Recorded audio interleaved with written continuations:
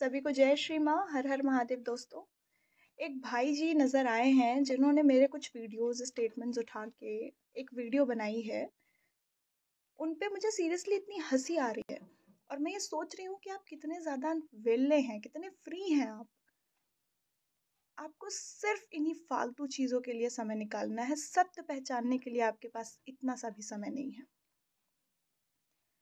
और मैं आपको उन दोनों स्टेटमेंट्स पे जो आपने यूज़ किया है, मैं उन दोनों स्टेटमेंट्स पे आपको बता देना चाहती हूँ। पहला स्टेटमेंट जो आपने ये बोला कि जब भी कोई पूर्ण गुरु, आपने दिखाया है मेरे स्टेटमेंट को कि जब भी कोई पूर्ण गुरु समाधि लेता है तो उन्हें उनका कोई शिष्य ही उठाता है, परंतु आपने उसके बाद की चीज़ें क्यों नहीं दिखाई, जिसमें मैंने ये भी बोला है कि जब भी कोई पूर्ण गुरु या संत समाधि लेते हैं तो उन्हें उनका कोई शिष्य, उनका कोई प्रेमी या उनका कोई बेहद करीबी उन्हें समाधि से उठाता है।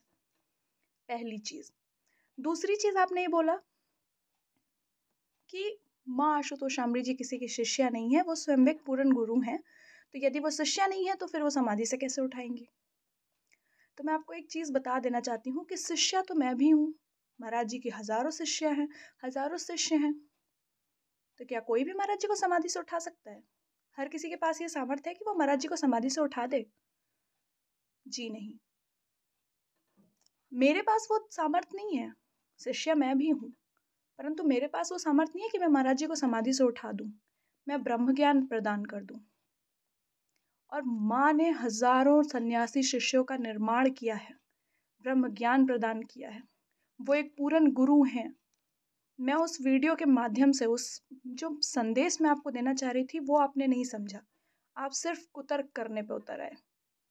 मेरा मैसेज आप समझे ही नहीं जो मैं आपको बताना चाह रही थी। और अब मुझे ये भी लगता है कि आप महाराज जी को जानते ही नहीं, क्योंकि यदि आप महाराज जी को जानते तो आप ये भी जानते कि पूर्ण गुरु क्या होता है। और यदि आप ये जानते कि पूर्ण गुरु क्या होता है तो आप ये भी जानते कि पूर्ण गुरु क्या कर सकता है। लेकिन आप ये जानते ही नहीं है, क्योंकि यदि आप ये जानते, महाराज जी को पहचानते, पूर्ण गुरु को जानते कि गुरु क्या होता है, तो आप ये फालतू के सवाल ना करते। और यदि आपकी नज़र में एक सेवादार, एक दास, एक शिष्य बहुत साधारण है, तो मैं आपसे एक प्रश्न पूछना चाहती हूँ कि हनुमान जी को आज इस सृष्टि में भगवान के रूप में क्यों पूजा जाता है? वो भी तो राम जी के सिर्फ एक दास थे, एक भक्त थे, एक शिष्य थे, सेवादार थे। तो फिर आज ये पूरी सृष्टि हनुमान जी को भगवान के रूप में क्यों पूजती है? यदि वो सिर्फ एक सेवादार थे, दास थे, शिष्य थे, भक्त थे, तो उन्हें उतना ही ट्रीटमेंट मिलना चाहिए था, परंतु इस पूरी सृष्टि ने तो उन्हें भगवान के रूप में पूज डाला। आज देश में विदेश में हर जगह हनुमान जी की पूजा होती है, हम उन्हें पूजते हैं। क्यों? फिर हमने सिर्फ उन्हें शिष्य जैसा या सेवादार जैसा ट्रीटमेंट क्यों नहीं दिया? उन्हें भगवान क्यों बना दिया? इसका उत्तर है आपके पास? यदि है तो बताइएगा ज़रूर, मैं इंतज़ार करूँगी। और दूसरी चीज़ मैं आपको बोल देना चाहती हूँ कि हमारे भारत में एक मुहावरा बहुत प्रसिद्ध है और वो मुझे लगता है कि आप जैसे लोगों के लिए ही बना है।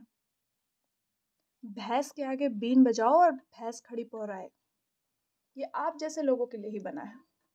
आप जैसे लोगों के पास इतना फ्री टाइम है षड्यंत्र रचने का कि आप उसके आगे सत्य को पहचान ही नहीं पा रहे हैं।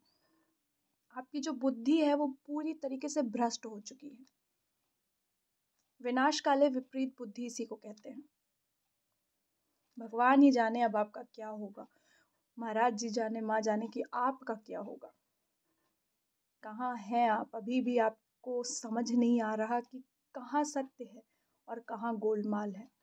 जहाँ गोलमाल है वहाँ आप समर्थन में लगे हुए हैं और जहाँ सत्य है उस पर आपको तर्क कर रहे हैं। सल्यूट है आपको। जय श्री राम, हर हर महादेव।